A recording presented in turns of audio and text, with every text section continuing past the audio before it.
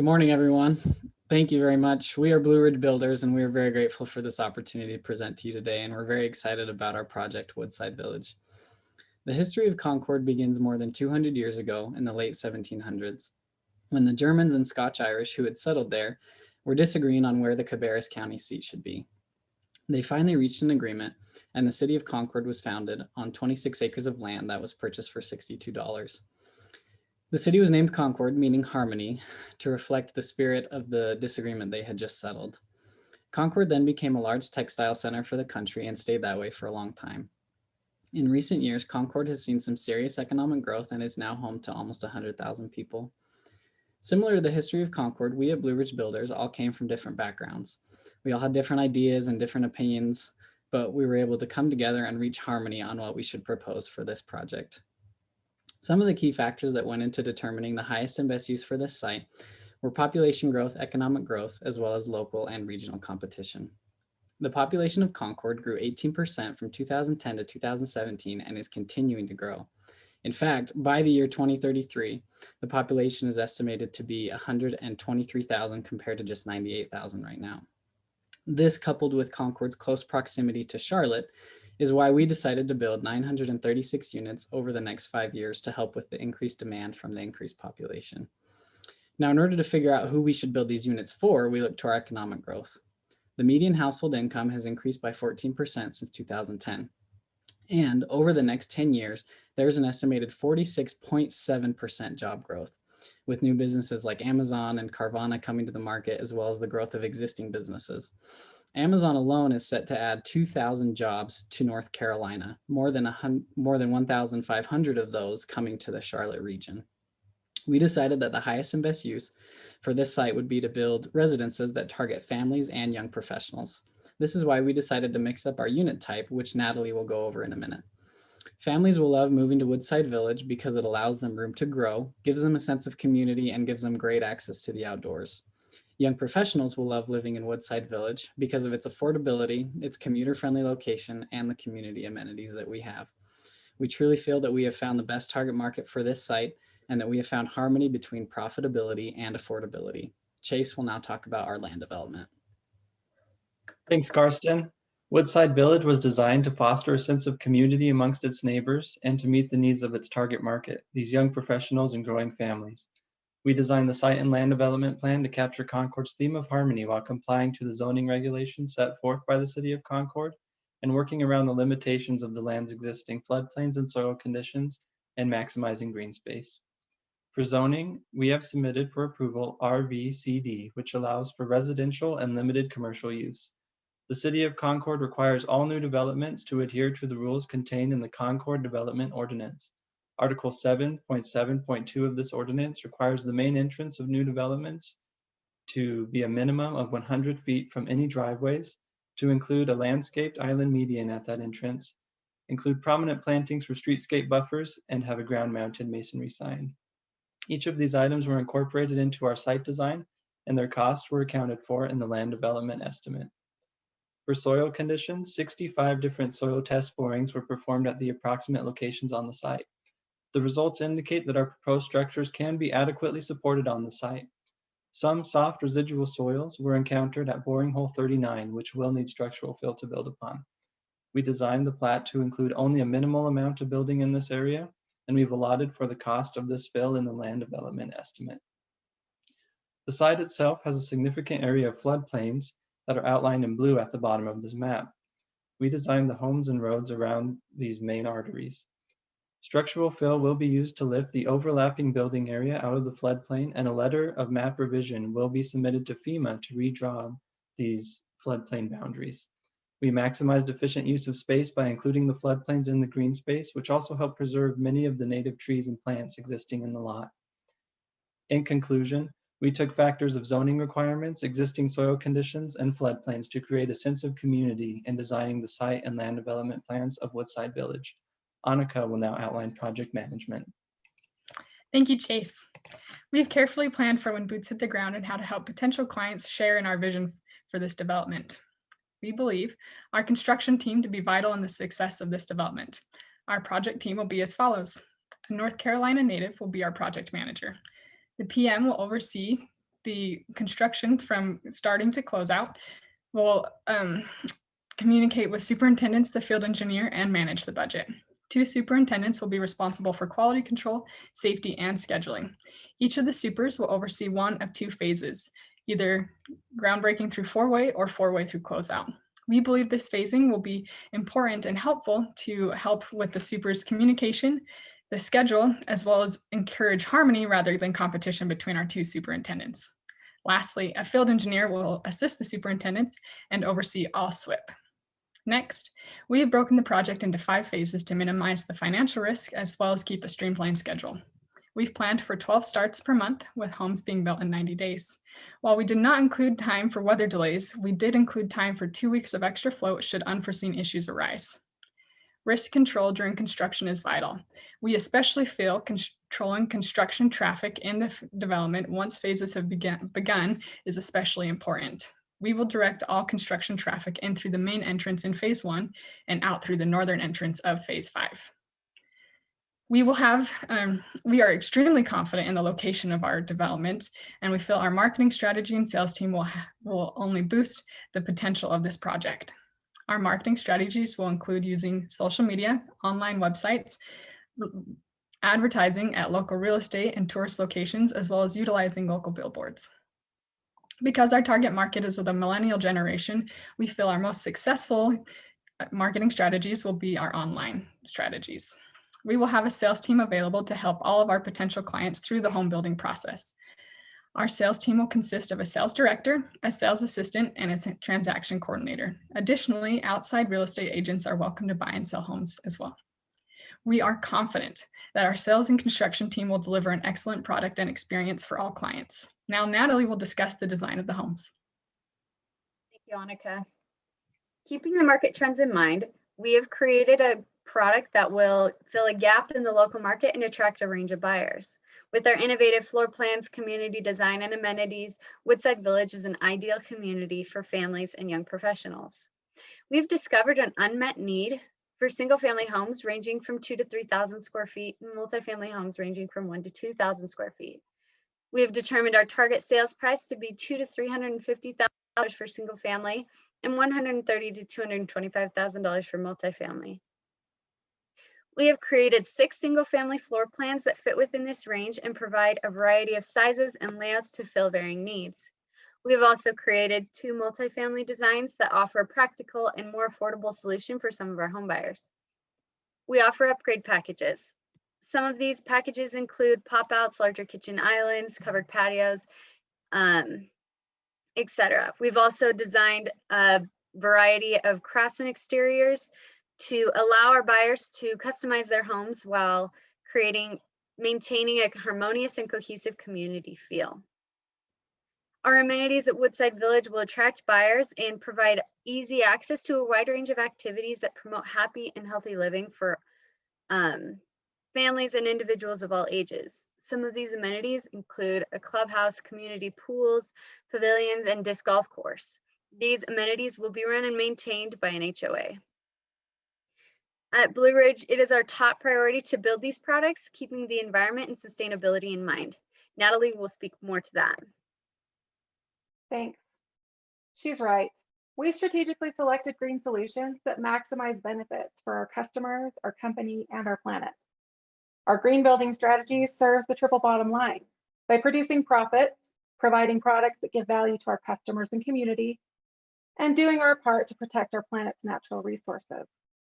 We selected the NGBS program to certify our homes. We offer 3 upgrade packages at the bronze, silver, and gold levels. Our bronze package comes with high efficiency lighting and insulation, as well as water saving shower heads. Silver comes with a high efficiency building envelope and Energy Star appliances. And finally, our gold package comes with an upgraded exhaust hood over the range, a smart thermostat and fridge, as well as skylights for increased daylighting. Our company qualifies for a $2,000 federal tax credit for every silver and gold home that we build. Duke Energy also provides a 75% discount on LED light bulbs that are purchased through qualified local retailers. We consciously structured our green building strategy to balance sustainability with fiscal responsibility, crafting an interdependency between the varying motivations for building, selling, and purchasing a new home. Let's take a look at an example of our dual approach. First, we considered the energy cost savings, which is pretty typical. Second, we opted to offer these upgrades as certified homes because of a study that was conducted in North Carolina that found a 9.5% increase in resale value for certified green homes. Our unique offerings create a win-win-win strategy for that triple bottom line, giving Blue Ridge builders a competitive advantage in Concord's marketplace. Speaking of bottom lines, let's shift our focus to the project's financial risk analysis and to Trevor for that breakdown. Thanks, Natalie, and thanks for that note on the bottom line. Since money is the ultimate indicator of whether we should move forward with a project or not, you will all be happy to know that after analysis of our expected revenues and expenses, we have deemed this project to be highly profitable, all at a level of risk that is very manageable. This project will have a total duration of 62 months with 936 doors in total. And that schedule is based off of 12 single-family home starts per month, which is reasonable based off of research and discussions with local builders. In the 62 months, we will break even in 27 months' time, and at that point, we will remain profitable for the duration of the project, even when new lateral installments start for the next phase. Within 7 months' time, we will then begin to have positive cash flows, and negative cash flows will only occur when new phases start and need lateral installments.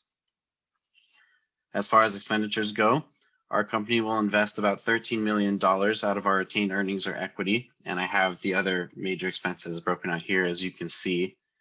But overall, our total expenses are estimated to amount to just about $199 million over the whole course of the project.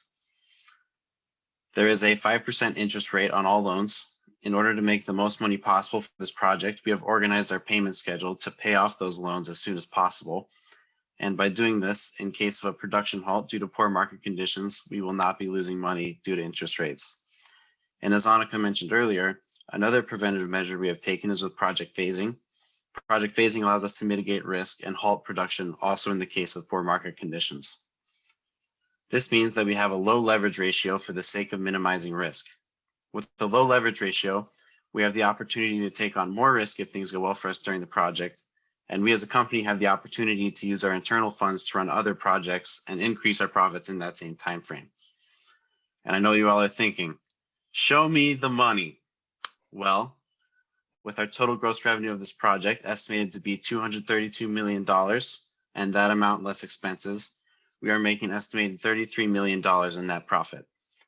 The internal rate of return is 25%, which is right around where we want to be in a realistic financial scenario, especially in a scenario when we as a company self-fund a majority of the project.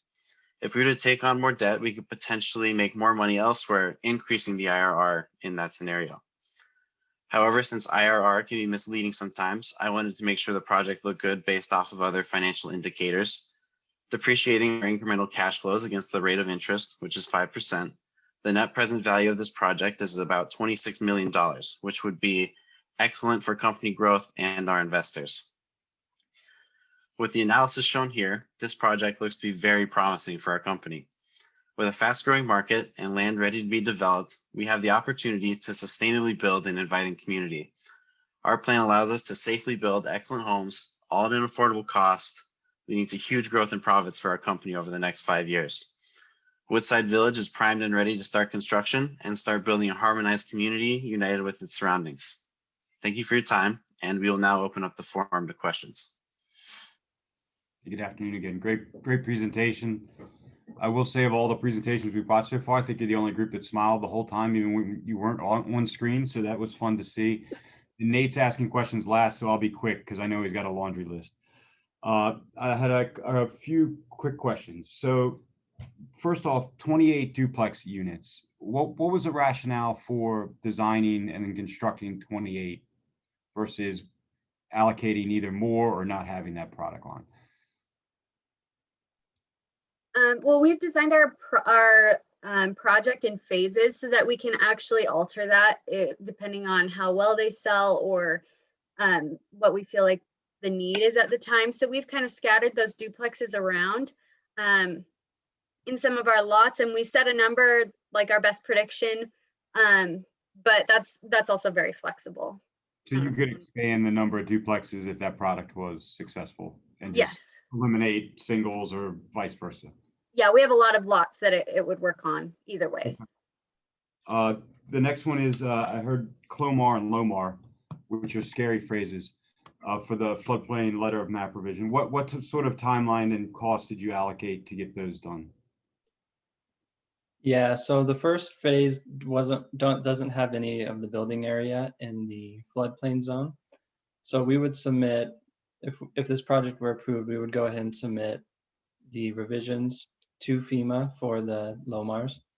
And so we've allotted for structural fill, there's about 60 different homes that would be affected, whether it's the whole land or just part of their lot in that area. And so we've allotted in the land development estimate to spend about $10,000 for each lot. And that's in order to meet the requirements of the LOMAR. Yeah, and so that would be lifting that land out of the, like 1 to 3 feet out of that So it was floodplain. 100 lots, I think you said, or roughly 100 lots. What's the implication to the pro forma if you don't get the LOMAR approved? So if we don't get the LOMAR approved, then we would just not be able to build in those 60 lots. And that would decrease the cost of construction, but we would lose the potential sales of those homes. Okay, no major redesign is triggered or anything of that nature. Correct. Okay, cool. I'll pass it along to Dan. Thank you. Yeah, great job. You said that your takedown rate is going to be 12 a month, right? You're going to have, that's going to be your kind of absorption.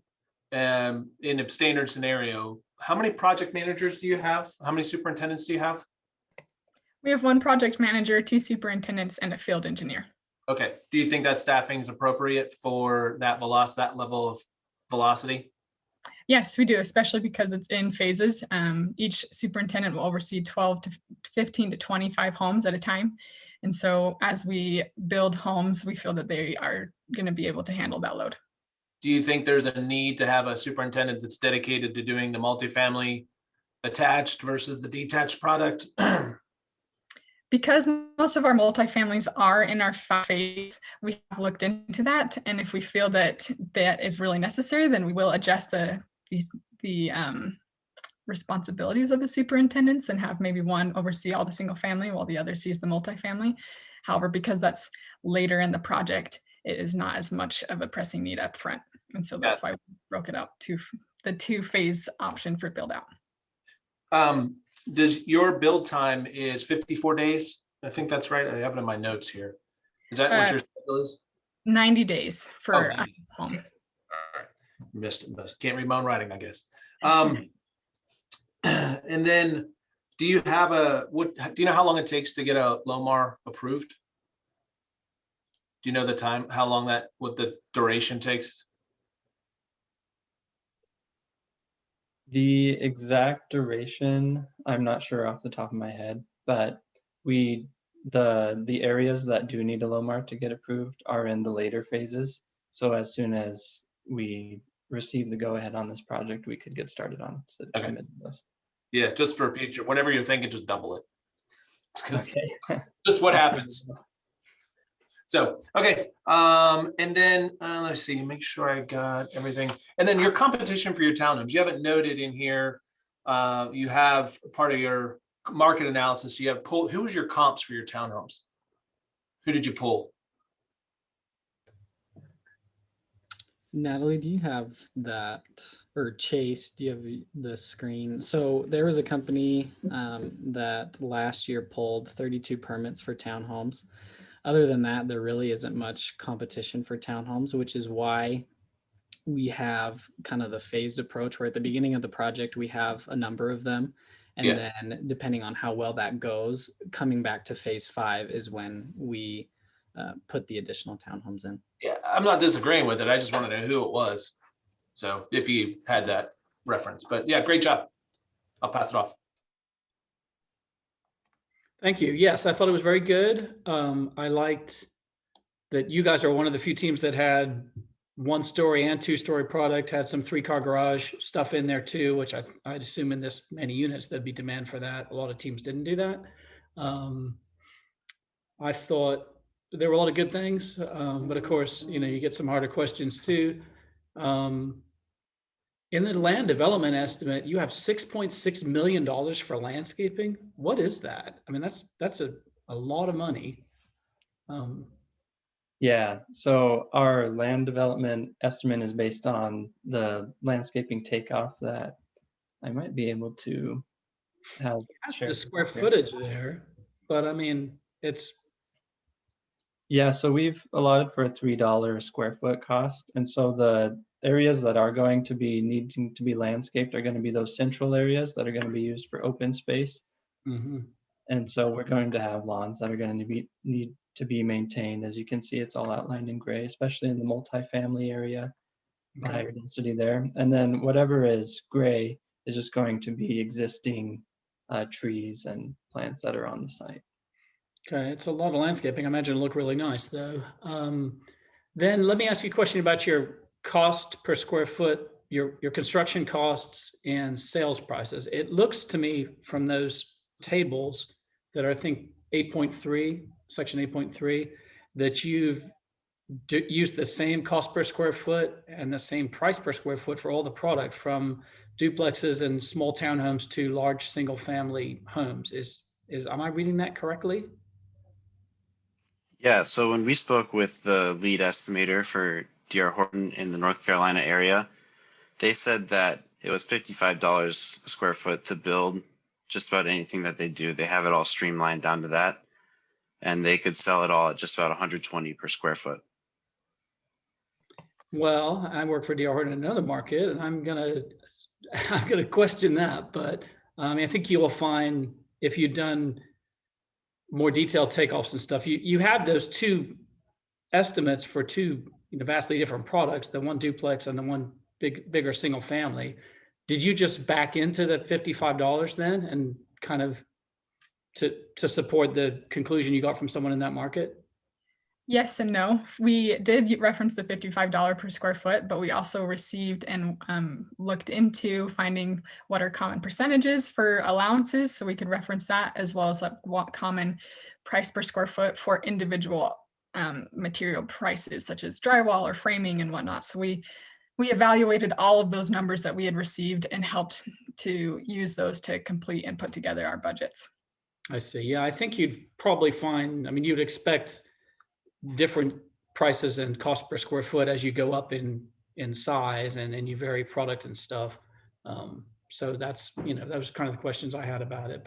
And then my last one, sorry to take up a lot of time, but 78 closings in the first year looks pretty aggressive and a little optimistic to me. Can you give a quick justification for how you could achieve that?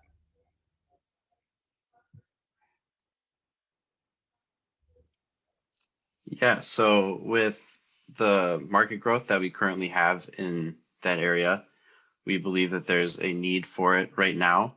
And so with pre-sales and with building some spec, we believe that we could have that many sales within the first year. Yeah, I think there's enough demand for it. I just don't know you can get 78 homes built, sold, and closed, and all your development done within the 12 months. I think that's pretty optimistic. But overall, I thought it was good, and I'll leave the rest for my peers. All right, thanks. Nice job, team. So a couple questions for you. The site plan on the southern side where you're going across the river, I see what looks like two roads that are dead ending. Are those bridges over a river? Are those connecting somewhere? What are we doing with those two spots? Yeah, so immediately below the property, or not immediately, but some space below the property, there is an existing development. So right now we're just going to have those roads be dead-ended for our project. And then as the areas around it grow and develop, that can be used to, connect other developments or other roads. Okay, and aren't we hitting a river right there? So are we building half a bridge, or how are we planning on doing that? Yeah, so the roads for now will just in there, and then in the future, as there is a need, then a bridge would have to be built to cross that river. Okay. Yeah, it sounds like we're spending money for a future development, benefit of a future development that maybe we could keep in our pockets and worry about somebody else paying to connect later if we even wanted to. I don't know that you'd even want to connect it. You've got a lot of roundabouts in here. Explain the reasoning behind doing roundabouts. They're going to be a lot more expensive than just roads with regular intersections. Talk me through that one. Yeah, well, with being a neighborhood as having as high a density as 936 different doors, we thought that including the roundabouts at different places in the project and different phases would help with the traffic flow and overall design of the community. How much more is it to build a roundabout than just a regular intersection? That exact number I am not sure of, but one of the ways that, so we did two different kind of estimates for the land.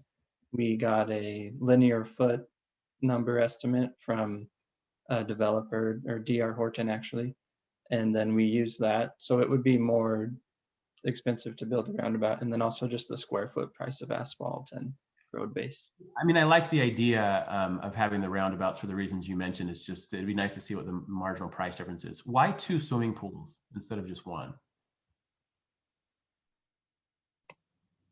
We thought having 2 swimming pools, especially because Zion Church Road separates part of phase 5 from the rest of the development. We thought having 2 swimming pools would allow for ease of access on all areas, as well as compensate for how many people are going to be there. I mean, 926 homes, that's a lot of people. And so we wanted to make sure that there was enough swimming space that everyone could swim and not be limited. Sure. And are HOA fees at $75 a month high enough for 2 swimming pools and the amenities that you have?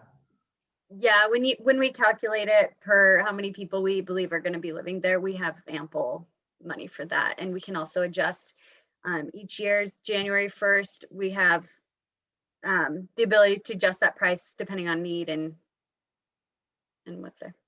Okay. 2 more questions. I'll try and be quick. At the front entrance, it looks like what's kind of a sideways Statue of Liberty. That I don't know if it's a road or what. What is that piece up there? Kind of in the middle of Zion's Church Road, the middle entrance up at the top. Yeah, so that's the water easement that had to be purchased in order, or with the land. So you're And not, so we're just, that's just green space. You're not paving it or doing anything there. correct. Yeah, that's just green space. Okay, all right. And then my last question, only because you guys brought it up in the presentation, it wasn't in the book, but you talked about tax credits for sustainability features. If we are, what type of company are we? If are we paying taxes? Are we a C Corp that's a tax-paying entity? Are we an LLC that's pass through? And if we're C Corp where we can gain tax benefits, why aren't you showing us some after-tax numbers in the finances? So I believe that we decided we're an LLC, and so it will be passed through. So the IRS requires, there's a form that you fill, obviously, but you just go through our inspector that does our final inspection for the NGBS, and we turn in those, and that is our certification for that tax credit. Okay, and LLCs can take advantage of those tax credits just like any individual could? I know that companies can, but I don't know specifically if LLCs can. I would have to look that up and get back to you. And I don't know the answer either. I do know that we have some tax credits in the market that we do with house donations of existing houses that we tear down where we then build new, that individual homeowners can take advantage of those, but companies can't. So great job overall. Again, I don't know the answer there. I wondered if you did. Thanks for your presentation. It was great. Can I add to that, Nate? Sure. We didn't show the after tax because we wanted to show that we could have different strategies as a company, so we could allocate our gains to reinvest in other projects possibly and use it as sort of a tax deferment. And that's why we didn't show it as an after tax. Sure. And I think you did it exactly the right way there. I was just pointing out, if you're talking about tax benefits on one thing, just to be careful of the ripple effects of how that works within a company. So nice job. Thank you. And thank you so much for your time, all of Thank you. you. Yeah, great job. Yeah, Yeah, thank you. thank you Appreciate very, it. very Thank you. much. Well done. Thank you.